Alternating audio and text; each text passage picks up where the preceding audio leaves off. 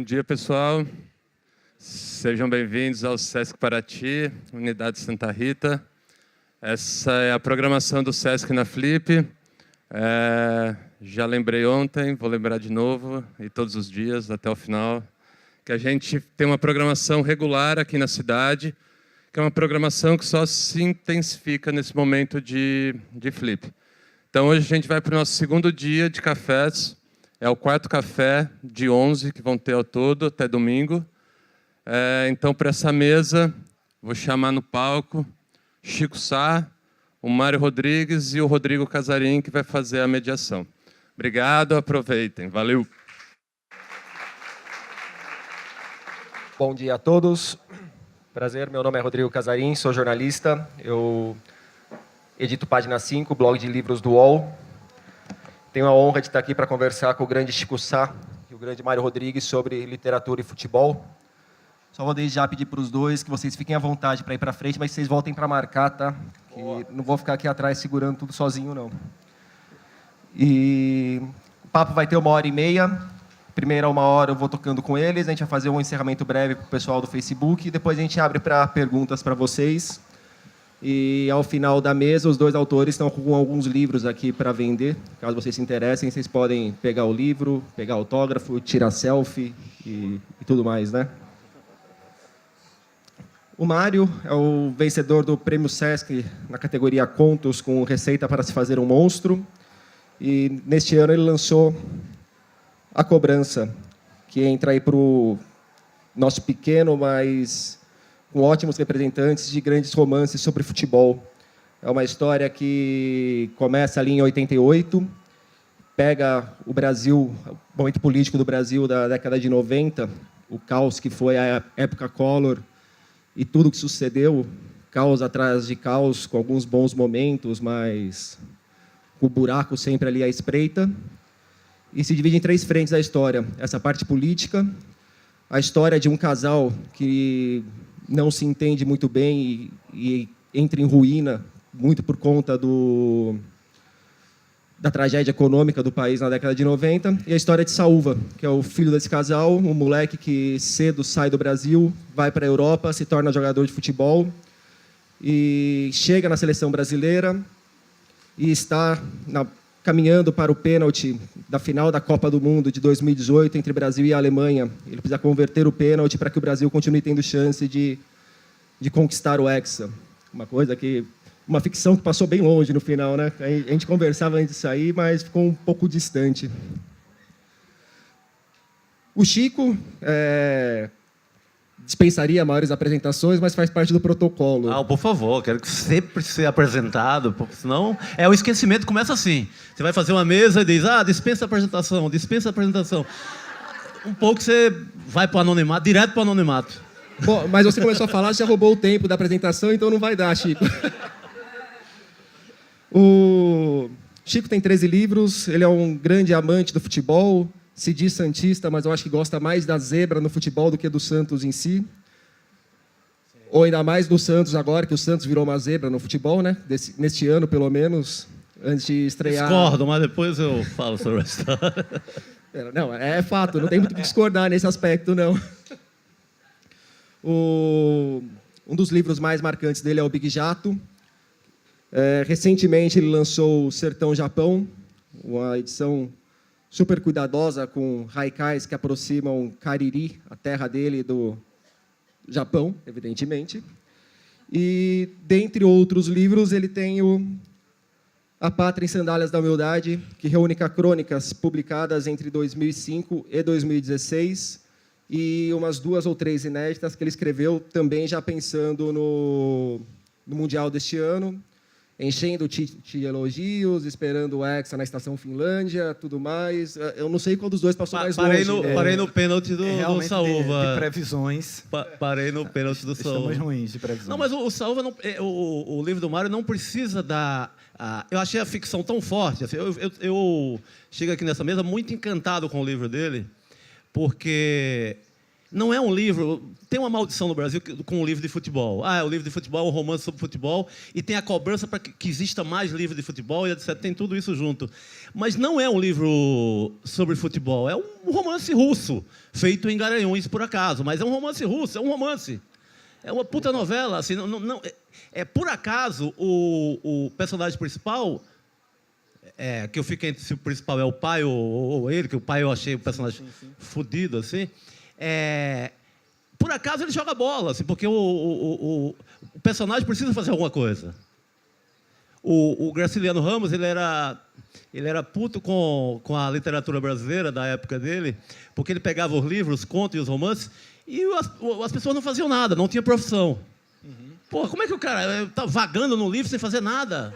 Mas espera aí. E Graciliano Ramos era puto. Então, por acaso, o Saúva joga futebol. Por acaso, o pai trabalha lá na Portobras, numa repartição pública. Mas não é um livro de futebol. É um puta romance brasileiro. Super acaso, acontece toda hora, assim. O cara joga futebol, vira capitão da seleção, tá ali pra bater o pênalti na final da Copa do Mundo. Todo mundo acontece isso em algum momento da vida. É um acaso completo, concordo com você. Eu já agradeço as duas introduções muito elogiosas de ambos. Depois eu vejo o cachê de ambos pelos elogios no meu livro. Mas, de fato, a preocupação primária era exatamente essa, né? Tirar do livro o ranço de apenas uma fábula futebolística, mas, a partir dela, trabalhar para camadas mais profundas do ser humano e da sociedade brasileira.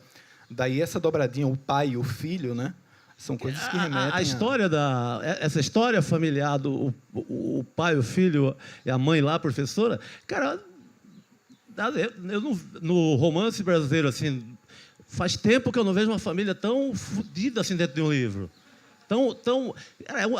É um sofrimento. Assim, eu passei mal com o livro dele. Aquela saída da rodoviária, sim, de madrugada, aquela dor, o pai fugindo com o filho. Não, longe do spoiler. Não tem, ele já começa falando do pênalti, já na primeira linha, então não tem spoiler no livro. Assim. É verdade. O livro é forte pela linguagem.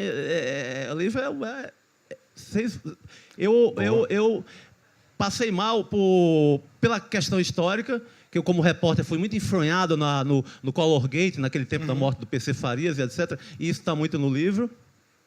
E com a dor daquela família. A dor muito real, a dor... O embate de pai e mãe, o Saúva ali no meio, a cena da saída de Garanhuns, da rodoviária... Aquilo é assombroso. Obrigado, e não duvidem do Chico, tá? Não, de jeito nenhum. É tudo isso mesmo. Eu estou com aquela hora da sinceridade extremada. Você acaba de ler e está assombrado com o livro. Está empolgado ainda. Chocado. Lê um trechinho pra gente? Vamos lá. O pessoal saber um pouco mais do que a gente está falando.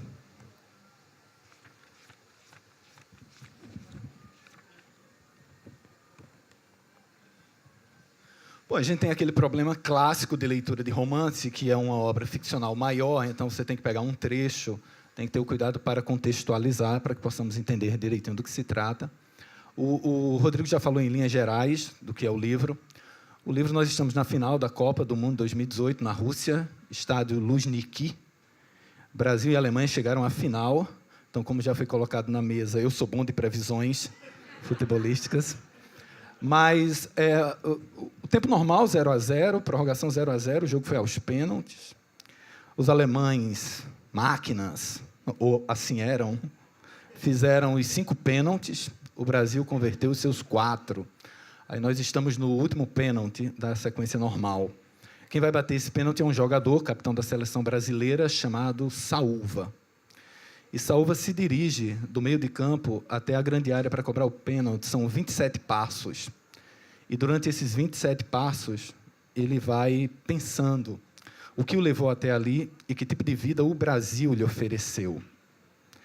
E num dado momento, ele começa a questionar, vale a pena converter esse pênalti e o Brasil continuar com a chance da morfina futebolística do vencimento de uma Copa? Ou é a oportunidade que eu tenho de me vingar desse país que nunca me ofereceu nada e eu chuto essa porcaria para fora? Daí o nome A Cobrança, que pode ser tanto a cobrança do penal, como pode ser a cobrança daquilo tudo que o país não lhe forneceu e nem a sua família. Mas essa história começa com, obviamente, o nosso personagem nascendo. Ele nasce aos 5 dias de outubro de 1988, à tarde. É o mesmo dia em que Ulisses Guimarães faz a promulgação da Constituição Brasileira de 1988. Então, lá em Brasília, a Constituição Cidadã, que prometia tudo, está sendo promulgada. E lá, nos Cafundós do Nordeste, Saúva está nascendo. Então, eu vou ler o trechinho final de um capítulo e o capítulo que narra o nascimento do Saúva. Aí diz assim: o senhor presidente da Constituinte, cujo nome era de um mitológico herói grego, e que, diferente deste, não escaparia dos arcanos e da fúria dos ventos e dos oceanos, Ulisses Guimarães, chorou quando a sessão terminara. A Constituição certamente não é perfeita. Ela própria o confessa ao admitir a reforma. Quanto a ela, discordar, sim. Divergir, sim. Descumprir, jamais. Afrontá-la, nunca. Traidor da Constituição é traidor da pátria. Isso lá em Brasília. Enquanto isso, Saúva nasce.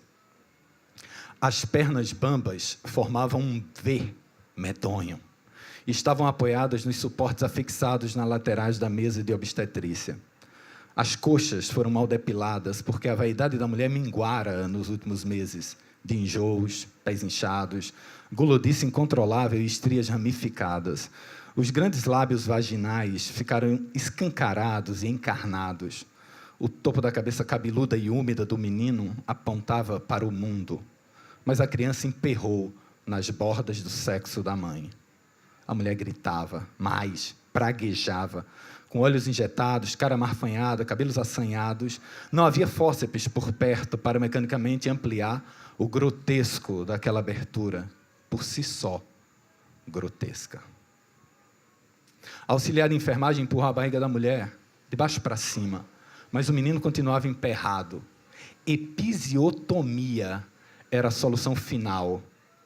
O doutor não tinha tempo a perder e tinha de rodar a maternidade. Um bisturi percorreria veloz da vagina ao ânus, a lâmina gelada escorrendo sobre a lidocaína e rasgando o períneo, língua afiada, lambendo e arando o couro das vergonhas. A espera de um filho que nunca quisera e nunca planejara, e aquele entojo estava lacerando-a para o resto da vida. A espera de um filho de um homem que a aceitara quando ela perdera a virgindade com o caminhoneiro e for estapeada pelo pai em praça pública. E depois desses anos de relação, aquela bondade parecia o pior dos castigos. Quando ouviu os gritos, tira, tira, julgou que se tratava do menino finalmente expurgado de si mesma. Não era, porém, sobre o bebê que gritavam, tira, tira. Tratava-se da parturiente. O quarto deveria ser desocupado. Chegar ao posto de saúde uma grávida mais nobre, indicada pelo prefeito. A transferência da mesa de obstetrícia para a maca enferrujada se deu de maneira rápida. A grávida foi empurrada de uma para outra, rolou, sofrida, sobre a barriga sobressalente e latejante, tão latejante quanto sua própria humilhação. Humores envolveram lençóis, suas mãos espalmadas e sujas marcaram as paredes do corredor, como pinturas rupestres de líquidos amnióticos, estalagmites e estalactites de aflição se fechando e a esmagando. Naquela enferrujada maca tremulante, lambuzado com aquela gosma placentária, o menino, Saúva, surgiu para o mundo no corredor cavernoso. Nasceu igual a todos, sem distinção de qualquer natureza. Era um final de tarde. Era 5 de outubro, 1988. E o menino, Saúva, era eu. Obrigado.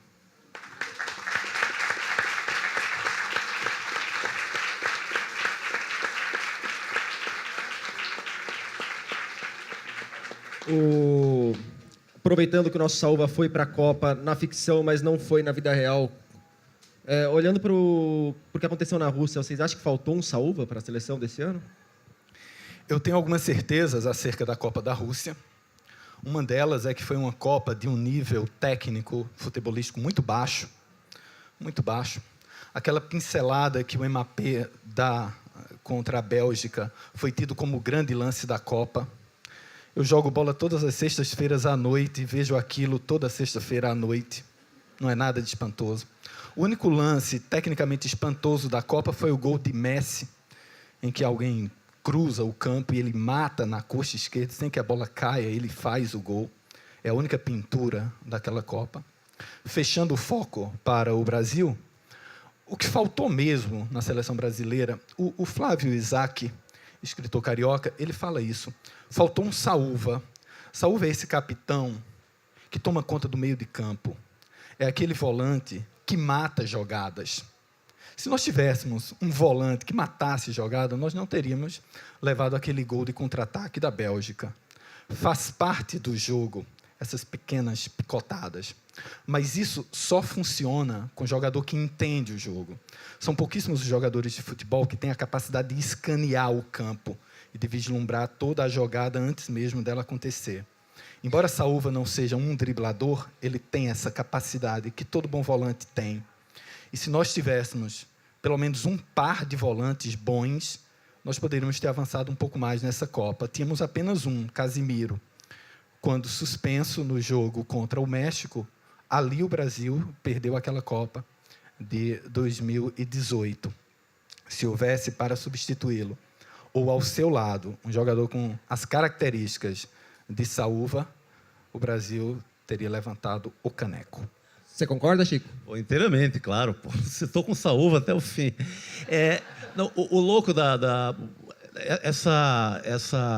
esses passos do Saúva para chutar o pênalti, eu, durante essa Copa, eu me senti um pouco Saúva nesse sentido de, ora, batia aquela pátria em chuteiras ligeiramente, ora, eu tinha a sensação de, pô, será que é legal ganhar a porra dessa Copa? Sabe? Eu vivi como torcedor nessa Copa essa loucura de até que ponto eu vou no verde e amarelo. Eu ia e voltava, e não era nada forçado, e não era nada nem na questão, assim, não era aquela ideologia mecânica ou burra de, não, eu sou desse lado, portanto eu vou torcer contra o Brasil. Não era isso, porque isso eu vivi nos anos 70, já tinha esse embate. Era sensação verdadeiríssima. Eu ia ali nos 27 passos, eu me empolgava um pouco ali com alguma jogada do time. No jogo seguinte, eu começava até secando o Brasil, secando a seleção brasileira.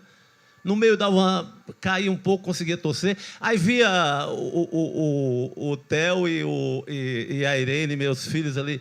Vi como é duro para criança, porque para criança é muito pesado. E eles vestidos de seleção ali. Quer dizer, Irene com a camisa do Santos, claro, que é a seleção aos olhos dela, e o Theo com a camisa do Brasil. Aí eu ficava naquela dor, mas foi uma Copa inteira que eu não tive a sensação 100% de estar com a tal da pátria de chuteiras.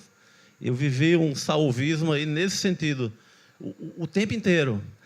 E não consegui. Tentava escrever alguns textos sobre isso, também não. Foi muito estranho, foi uma Copa muito estranha nesse sentido. Eu não estava inteiramente dentro do. Não pegou de jeito. Não pegou para torcer, e também me incomodava. E eu amo secar mais do que torcer, secar os mais fortes, etc. Também não fui aquele secador óbvio que eu tenho sido ao longo do tempo como cronista, que é você pegar a Pátria em Sandálias da Humildade. É um livro muito mais de secador do que de torcedor. Mas eu vivi esse incômodo. Foi uma Copa muito... Eu creio que para muita gente, né, não foi uma... óbvio que tinha também, ainda tinha um pouco do luto de 2014, mas essa soma, com a soma do que o país vive hoje, com o cenário político, isso me fez esse tipo de torcedor nessa Copa. Um torcedor completamente estranho.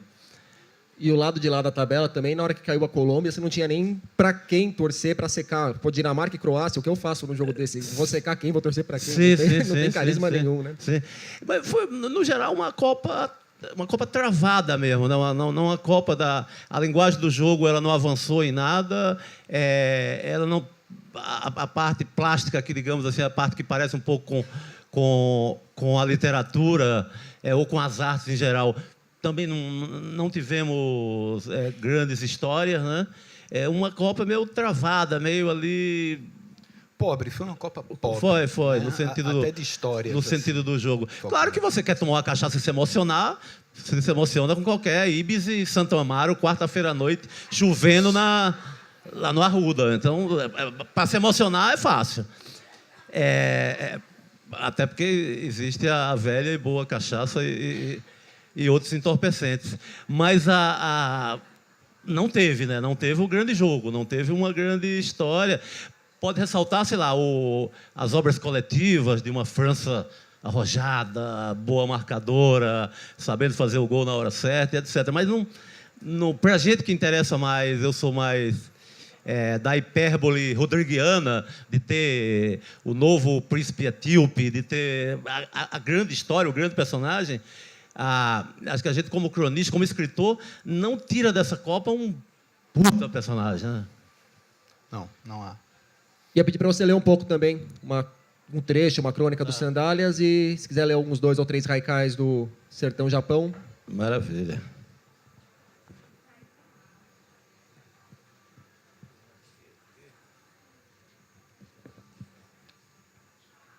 Tem um mistério nos livros de palestra que você marca e eles desmarcam sozinhos, né? É uma coisa espírita, ainda mais em Paraty, que aqui tem muita alma penada por aí. Deve ser alguma coisa da Hilda Hilst. Total. Opa! E Hilda recebia umas coisas, né? E entregava outras também. É louco aquele negócio, porque dizem que nas rodas espíritas ela não vem, ela só vem na hora que quer, né? Não tem como puxar ela na hora que a mesa quer, não. Na hora na hora da sessão, se marcar a sessão, tudo direitinho e tal, preparar, ela não vem nem Não adianta marcar o horário que não aparece. É só em qualquer... Ela vem na distração dos outros, né? De se preparar, ela não vem. Eu vou ler uma crônica que é sobre um personagem que eu acho muito importante no futebol, que é a Maria Chuteira, que é sempre muito desprezada ou folclorizada, ou tratada como um ser desprezível no mundo, ou um ser muito ligado à luxúria, e eu tento ser um pouco piedoso com a Maria Chuteira, e eu trato de outra maneira. Maria Chuteira, essa heroína nacional. Na efeméride dos pombinhos, louvação especial àquela moça, porque essa crônica foi escrita num dia dos namorados. Na efeméride dos pombinhos, louvação especial àquela moça, pobre moça, normalmente execrada no mundo do futiba. Ela suporta, fiel e resignada, o banco de reservas. Ela não nasceu para a matriz. Amar demais passou a ser o seu defeito, mesmo sendo apenas a filial. Mais importante do que qualquer camisa 12, ela não treina, não joga, mas é quem salva as concentrações, os carandirus ludopédicos do tédio e da miséria humana, reanimando o boleiro para o clássico. É ela quem diz, show má fase, show uruca. É na Maria Chuteira que estão os poderes. A Maria Chuteira está para o atacante em jejum, como São Pedro, padroeiro dos pescadores, para os velhos Santiagos de Hemingway, que não veem há tempo um grande peixe na rede. Ela é a Iemanjá dos gramados. Ninguém beija a aliança ou faz coraçãozinho na mão para oferecer gol à nobre moça dos amores clandestinos. Nem quando nasce o seu filho por fora, o atacante faz o gesto inventado pelo Bebeto na Copa de 94, o famoso Nana Nenê para as câmeras. O Nana Nenê é apenas e exclusivo o da família oficial. Pobre moça dos afetos paralelos, és a Maria Madalena do mundo da bola. Meu glorioso Santo Antônio, na véspera da sua data e no dia dos namorados, protegei a Maria Chuteira. Ela também é filha de Deus. Tudo bem, moralistas a julgam oportunista. Perdoai, eles não sabem o que dizem. Não sabem o peso de ser a outra permanentemente. Boleiro é mais moralista ainda. Separa a mulher para casar, de mulher para o recreativo social clube. Treino é treino, jogo é jogo, vale a máxima do Didi. Sempre. Ou raça, como blasfemaria. De todas as Marias, a Maria Chuteira, amigo, é a mais perseguida e folclorizada. Nem a Maria Gasolina sofre tanto na encruzilhada pseudo-moral. A Maria Coxia, que é a moça do teatro, a Maria Edital, que é a moça do cinema, a Maria Balão, que é a Maria da HQ, a Maria Ervas Finas, que é a Maria dos chefes de cozinha, nenhuma delas usufrui sem preconceito a admiração pelos artistas. A Maria Teclado nem se fala, ama jornalistas e escritores e ganha o status de musa. A grupe de astro de rock ou de qualquer garota de banda, nossa, sem problemas, amor livre sem os beques morais da sociedade. Maria Chuteira não, pobre moça. Ela chega cedo ao centro de treinamentos, o CT, acompanha a chatice dos treinos táticos, aguenta os professores pardais e seus 3-3-4 ou 3-5-2, ou os 3-4-3 noves fora nada. Ela espera os cobradores de falta chutarem contra barreiras imaginárias. Ela espera. Sim, Maria Chuteira, uma heroína. Imagine aguentar o 171 de boleiros nas oiças. Se homem normal já mente a beça, imagine um Miguel ludopédico no juízo. Sorte que é tudo menino. Quando acha que está entrando com bola e tudo, ela já está fazendo o teste de DNA na esquina mais próxima. É esse personagem marginal, né, no futebol, sempre tratada ali, sempre escanteada, e eu tento dar uma glorificada ali, tentar santificá-la um pouco. Muita gente defende que uma das dificuldades de se escrever sobre futebol, ainda mais na literatura, é que o futebol em si já é uma expressão. E na hora que você vai transportá-lo para outra expressão, você perde muito. Vocês sentem isso? E quanto que essas histórias paralelas ao jogo em si são aproveitadas para falar sobre futebol, para escrever sobre futebol, para criar arte falando sobre futebol?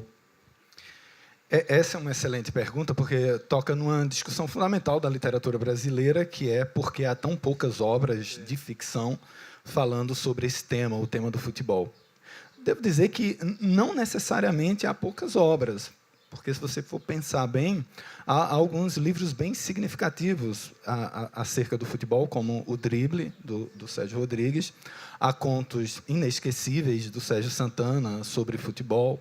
Há contos do Marcelo Moutinho sobre futebol. Há um conto fantástico do Rubem Fonseca, Abril no Rio, em 1970, sobre futebol. É o do cuspe do Gerson, né? Exatamente, que o cuspe sai fininho. Que conto maravilhoso. E ele faz uma loa ao cuspe do Gerson, etc. Mas só fazer um parênteses, aliás, durante a Copa que eu me aprofundei nesse tema, eu percebi que eu acho que falta mais um olhar para perceber onde estão essas ficções do que elas existirem de fato. Você pega, por exemplo, também o Maracanazo, da Pieve, é uma novela fantástica. Sim, pô, bem lembrado, bem lembrado. E há um preconceito inerente ao meio social, o meio literário, que fala do futebol, que talvez seja de uma camada social muito específica, e aí há uma certa barreira em relação a isso. Mas é preciso entender o futebol como como o Rodrigo disse, uma expressão artística. O futebol tem o lance esportivo, mas há algo no futebol que o diferencia, por exemplo, de outros esportes. Vou dar um exemplo. Quando você joga o futebol americano, você precisa atacar e você tem um tempo específico para atacar. Quando você joga o basquete, você tem que atacar e tem um tempo específico para atacar. No futebol, você não tem isso. O tempo no futebol é tratado de outra maneira. Você pode simplesmente jogar na retranca e não atacar durante 90 minutos. Isso dá ao futebol um outro caráter, um caráter muito mais lúdico, um caráter que abre um espaço muito mais para a fantasia, a ficção, do que talvez outros esportes. Entra aí, portanto, a questão do escritor brasileiro se apropriar desses momentos, se apropriar desses grandes e pequenos dramas que o futebol, por não ser um esporte necessariamente pragmático, nos fornece. Aí entramos para o Nelson Rodrigues, né, que diz que o escritor brasileiro não sabe cobrar um reles lateral ou escanteio. Então, o grande barato talvez seja você romper a barreira entre essas duas artes e fazer com que o diálogo fique mais natural. E, assim, você trazer o leitor para a literatura e o futebol para o leitor. Quando você fizer esse diálogo, aí as obras que já existem ganharão ressonância e abrirão caminho para novos espaços. O meio para isso está em pegar esses personagens folclóricos que habitam o futebol.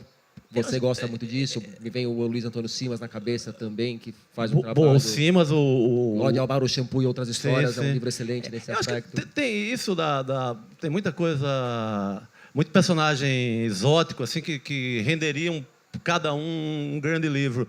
Mas eu acho que o caminho ainda é muito rodriguiano, no sentido de aplicar a hipérbole mesmo. Assim. Eu acho que de pegar um pênalti e tornar aquilo o grande drama da existência. Aquilo é Shakespeare naquele momento. Aquilo é uma decisão que envolve o homem, ele ter nascido em Garanhuns ou em Viena. Isso é dramatizar e a velha hipérbole, no caso do cronista. Assim, a hipérbole eu acho que ainda é a grande invenção da crônica brasileira, é a hipérbole rodriguiana, que ele chega ao ponto de dizer que o escritor brasileiro não sabe bater um lateral, que chega a dizer que na mais erma das peladas, assim, numa rua da lama em Paraty, há um drama shakespeariano com 2 pivetes jogando bola, sabe? Então, o caminho do cronista, eu acho que é sempre esse, sempre pegar a história e tornar hipérbole. Eu acreditava nessa desculpa que o jogo, a linguagem em si, já é tão uma arte que não teria como a gente reproduzir ou chegar perto, etc. Cara, mas você vê no livro do Mário, vê do Sérgio Rodrigues que ele citou, vê nos contos do Sérgio Santana, vê o Páginas Sem Glória do Sérgio Santana, que é uma pequena novela que o personagem, o Zé Augusto, é jogador de futebol, tem os lances que não está obrigatoriamente repetindo a jogada do futebol, mas uns momentos que congela, como fosse lances congelados ali numa câmera, que sei lá, o Zé Augusto também batendo um pênalti, que ele tem uma dúvida na hora de bater o pênalti também. Uma seleção com Saúl Viconde daria um bom caldo. Uma puta história. O Zé Augusto é mais meio campo 10, é mais ponta de lança. É mais refinado. É mais ponta de lança ali. Não, mas eles não iam brigar por posição. Não, um complementa o outro. Está no mesmo time. Está no mesmo time. Como o cara da cuspida do Gerson do conto do Rubem Fonseca. Então tem esse congelamento de lance. Assim. Outro lance do Sérgio Santana, que ele fala... O Zé Augusto era um jogador de pelada de praia. Jogava no time da turma da Miguel Lemos, lá no Rio de Janeiro, em Copacabana. E tem um momento que ele para se livrar dos adversários e fazer um lançamento, ele sabe o momento exato que a maré vem e volta, assim. Então, ele espera a maré dar uma levantadinha na bola e ele levanta e ele consegue. Então, o cara juntou aí a força da natureza, a arte de um peladeiro num lance só, e nada é mais literário do que aquilo, sabe? Não precisou... Eu acho que a gente erra muito ao achar que tem que reproduzir o jogo, narrar um jogo, etc. Não, acho que você tem que pegar um detalhe do jogo e esticar a corda daquilo ao máximo. Os 27 passos, o pênalti lá do Zé Augusto, a jogada da pelada de praia, que é outra arte de jogar bola, né? Depende da maré, depende da areia e etc. Então, acho que tem esses detalhes que viram grandes romances. E grandes romances para quem não é, porque eu duvido que quem não gosta de futebol de nada é capaz de ler o livro do Mário e gostar do livro, porque o livro é um drama de vida, não precisa ter... você vai sofrer com aquela família ou se aliviar no pênalti como fosse uma atitude normal, uma história qualquer da vida, não obrigatoriamente de futebol. Mas a gente ajuda essa maldição também afasta muito o escritor brasileiro, essa maldição é um livro de futebol. Porque tem um histórico de que não vende nada, ninguém quer saber, que é uma coisa chula, que até mesmo a academia no Brasil para despertar para o futebol foi muito recentemente. Não tinha estudo, assim, por conta de um certo preconceito mesmo com a arte popular, com uma coisa que é de origem de massa, que tem história de massa. Mesmo um livro fundamental para o país como a história do negro no futebol brasileiro, ficou esquecido durante muito tempo. Sozinho. E hoje é difícil alguém falar dele ainda. E sozinho se pegar não só como literatura, mas como sociologia, ficou um livro solitário ali, né, no meio de um bocado de coisa. E lembrando que o autor dá nome ao Maracanã. Então, né, tem um apelo, o Mário Filho teria um apelo para além do esporte propriamente dito e é escanteado. Mas isso do que eu e o Chico estamos falando, eu vou tentar sintetizar com uma pequena história do futebol, para que vocês possam entender como o futebol permitiria esse tipo de visão sobre a amplitude do momento, para você refletir sobre outras coisas. Eu estou aqui envergando, vestindo a camisa do Ibis Esporte Clube, que é de uma cidade paulista, lá em Pernambuco. É o pior time do mundo. Ele carrega o epíteto de o pior time do mundo. Houve um tempo que o Ibis começou a ganhar partidas. E a torcida entrou num drama psicológico. Como é que o pior time do mundo está vencendo? Então, houve uma campanha para vender todos os jogadores, todas as jovens promessas, para esvaziar o time e ele continuar sendo um time ruim e perdedor. O grande nome do Ibis é um cara chamado Mauro Shampoo, que durante 10 anos de carreira ele fez um gol. Um único gol. Era centroavante. Centroavante. Não era um lateral direito. E quando uma espécie de Gabriel Jesus de uma década inteira. Exato. Exatamente. E ele ainda diz que o gol que ele fez, o único, foi quando o goleiro arrotou. Arrotar é o mesmo que bater roupa. Então, o goleiro, a bola bateu nele, sobrou sozinho, Mauro Shampoo colocou para dentro. Mas o que eu quero falar mesmo é outro grande jogador do Ibis. É um jogador chamado Vavá Peito de Aço. Vavá, ele foi bicampeão do mundo pela seleção brasileira em 58 e 62. Vavá começa, jovem, sua carreira no Ibis. O Ibis é o pior time do mundo e fornece Vavá. Vavá e Zidane são 2 jogadores que fizeram gols em 2 finais de Copa do Mundo, para termos uma noção. Mas aí o que acontece? Segundo os historiadores do futebol, aos 3 grandes minutos da história do futebol, foi quando jogaram Brasil e União Soviética na Copa do Mundo de 1958. Aqueles 3 minutos iniciais são os 3 minutos em que essa arte ou esse esporte alcançou o ápice. Aí o que ocorre? Garrincha dribla vários russos. Depois a bola vai para Pelé, Pelé dribla, chuta uma bola no travessão. A bola vai para Didi, o grande maestro do time. 3 minutos. O Yashin, goleiro famoso da Rússia, chamado de Aranha Negra, um narrador disse que ele estava ali 3 minutos de jogo e ele estava suado, como se estivesse jogando há horas contra o Brasil. O fato é que Garrincha, Pelé e Didi trocam passes. No final desse 3º minuto, Didi dá uma trivela que faz uma curva no zagueiro e sobra para Vavá. Vavá, que era do pior time do mundo, ele completa a jogada fazendo o gol, culminando os 3 melhores momentos da história do futebol, que não aconteceram antes e nem se repetiram depois. Você percebe como esse esporte tem a capacidade de descarnar o humano e deixar o nervo mais sensível? Como é que você, nascido do pior time do mundo, é coroado, fechando a principal jogada da história desse esporte? Aí estão as histórias. Basta, naturalmente, a sensibilidade para capturá-las, amplificá-las e transformá-las em literatura. Mas não há nenhum problema em fazer isso. E aí, extrapolando um pouco a literatura, vocês acham que o futebol no Brasil, existe esse olhar para entender o humano, entender o país por meio do futebol? Ou a gente fica muito no plano do fez gol, não fez gol ainda? Eu acho que em relação à seleção, a gente é muito... Às vezes deixa de prestar atenção nos detalhes e nas histórias, porque é muito viciado em ganhar, em vencer Copa, e ser o vencedor e ganhar a Copa. Isso tira da gente a capacidade, em alguns momentos de Copa do Mundo, de ter essa compreensão mais dramática da história e do jogo, por conta desse avexamento em ganhar. São 7 jogos, vamos ganhar logo isso tudo e levantar a taça, fazer a festa, tomar uma cachaça e encerrou o ano. E nisso a gente perde muito desse detalhe e perde muito da simbologia da leitura mesmo política do jogo, que qualquer jogo, qualquer decisão do Tite, aquilo tem uma carga simbólica sem limite. Eu isso fica, acho que muito mais na mão da turma da sociologia, da antropologia, de quem sabe ler mais isso de uma maneira mais interessante. A mim interessa o olhar do cronista, sabe? É exagerar um momento, congelar um momento, fazer daquilo o maior drama do universo. Mas o futebol, ele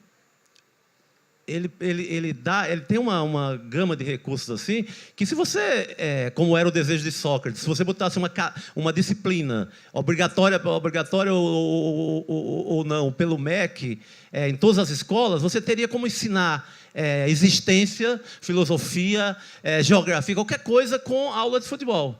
E o Sócrates, a utopia, um sonho dele era implantar essa disciplina, futebol, apenas futebol.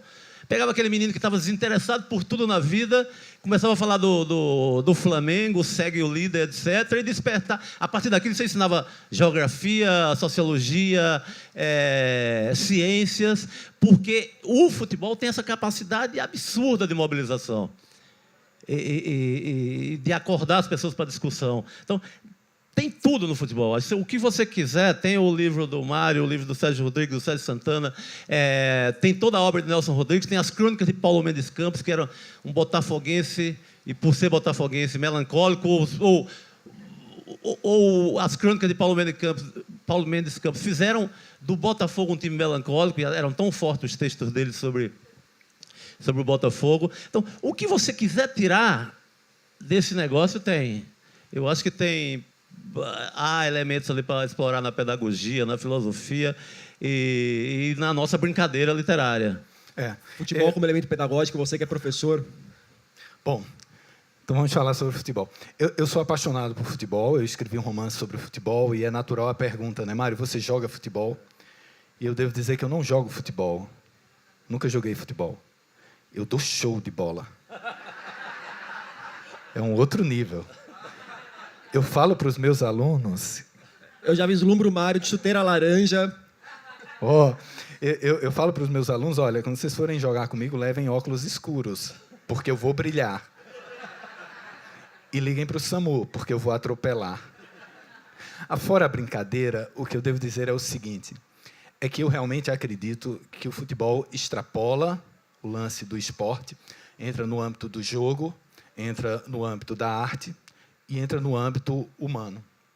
E como âmbito humano, o futebol explica muito do Brasil e do que nós somos.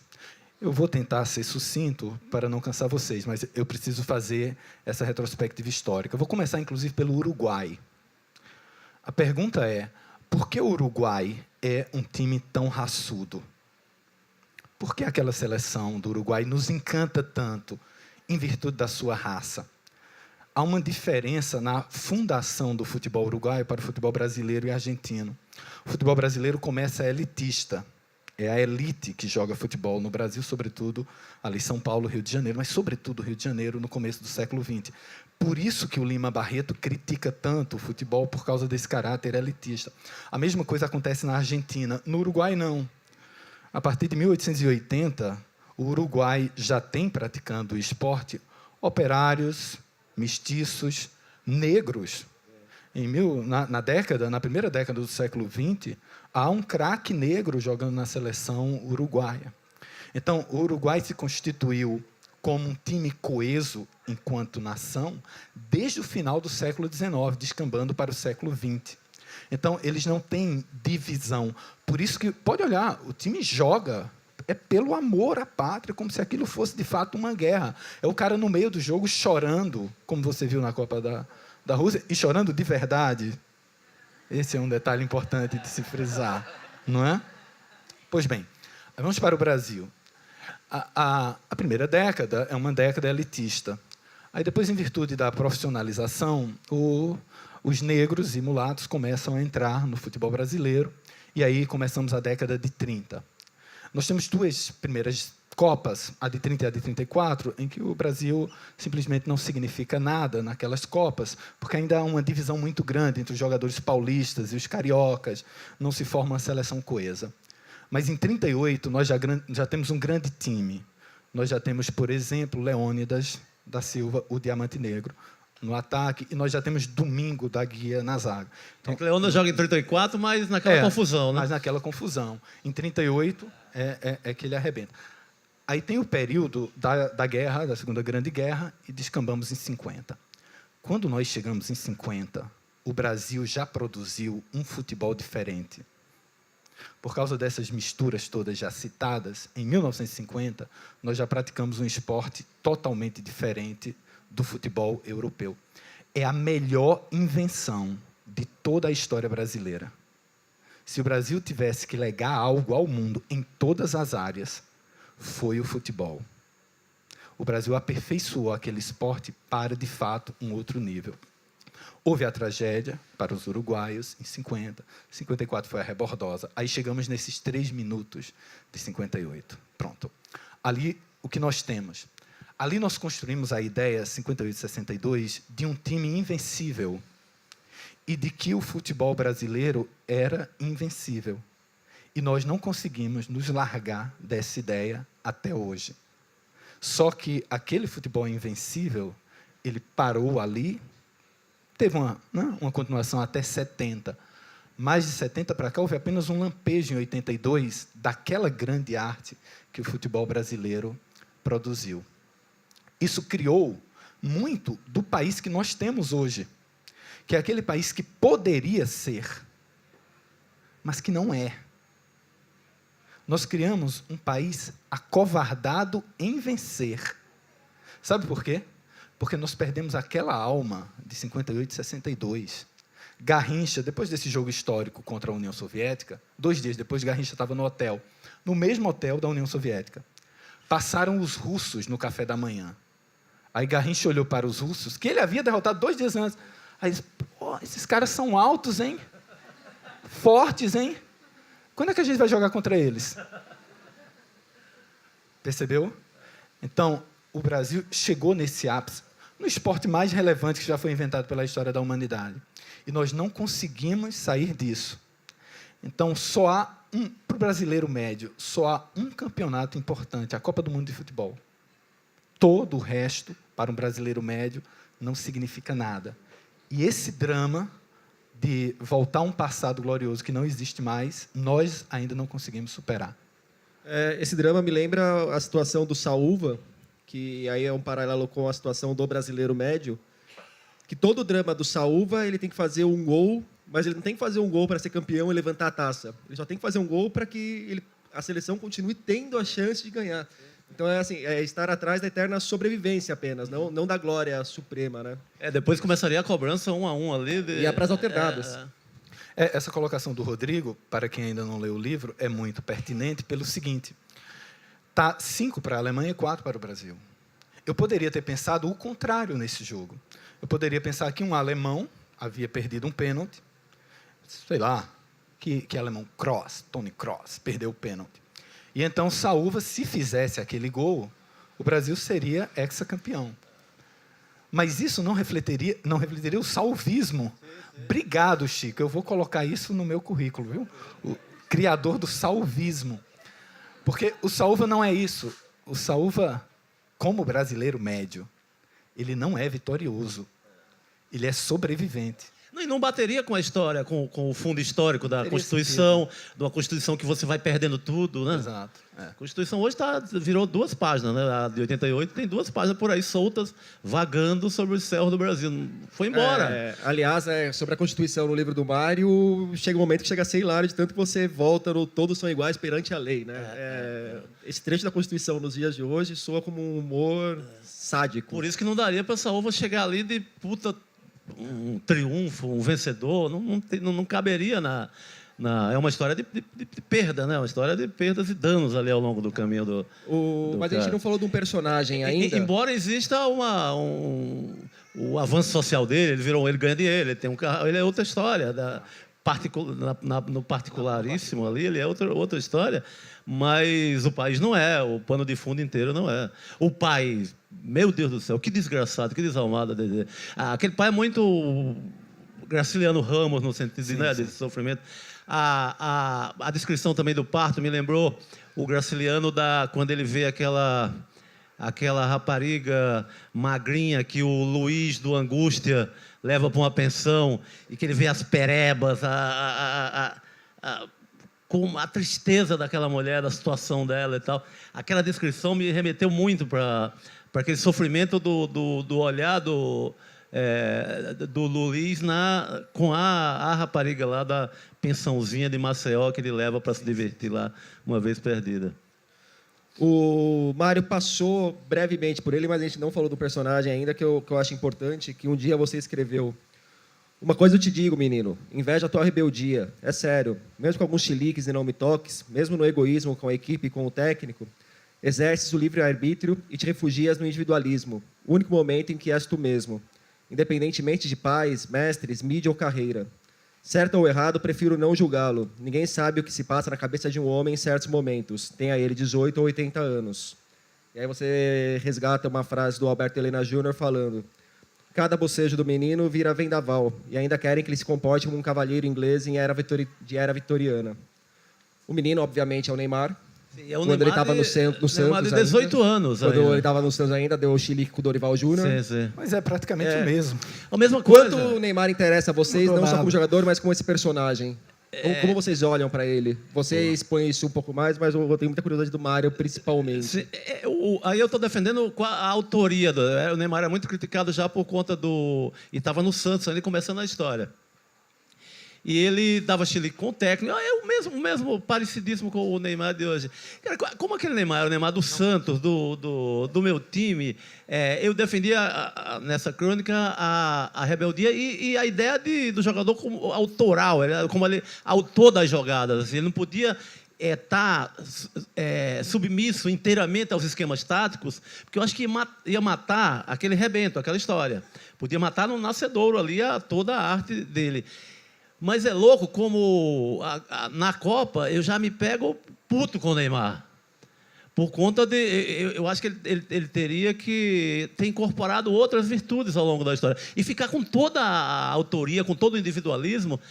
Mas eu acho que ele se acomodou muito ali no céu das celebridades, no paraíso das celebridades, que é muito confortável e faz com que você esqueça o foco no que ele faz bem, que é o futebol. Eu acho que ele se perdeu um pouco ao longo dessa história, e ele repete só uma certa rebeldia e não a ideia de futebol que ele tinha. Corre sério o risco do Neymar ele passar do menino Ney para o veterano Neymar sem ter uma fase madura, né? Eu tenho corre muito esse risco por conta de falta de amadurecimento do homem, né? Ele não tem. E eu acho que houve muitos passas. Ele precisava... eu acho que se ele tivesse ficado no Barcelona, ali era uma puta escola, porque você ia jogar com um cara melhor. Ele teve medo de ficar na sombra. Eu acho que ele se acovardou nessa hora. Porra, a sombra do Messi, até eu quero ficar o resto da vida. Qualquer um brilha ali e ele teria um momento dele. E não ficaria no... Eu acho que Neymar precisaria mais Barça e menos Passa. Sabe? Ele se entregou muito ao conselho dos passas e perdeu o rumo, cara. Nessa Copa ele estava totalmente perdidaço. Até com a parte do varejo estético aí, que ele pode botar o cabelo que ele quiser, mas ele estava perdido inclusive nisso, ele não sabia o cabelo. Nem isso. Pô, qualquer mocinha, qualquer menino de 14, 15 anos vai para o salão, já sabe o cabelo, ele não sabia o cabelo. Essa dúvida capilar dele, O melhor da Copa nesse sentido foi tudo que o Cantona fez com relação ao Neymar. Sim, foi muito bom. O Cantona foi muito bem. Porque eu acho que até eu sei o que eu quero do meu cabelo hoje em dia, sabe? Boa. Como escritor, me interessam personagens. E eu vou falar e depois eu volto a isso. Neymar não é, nunca foi e não será um bom personagem.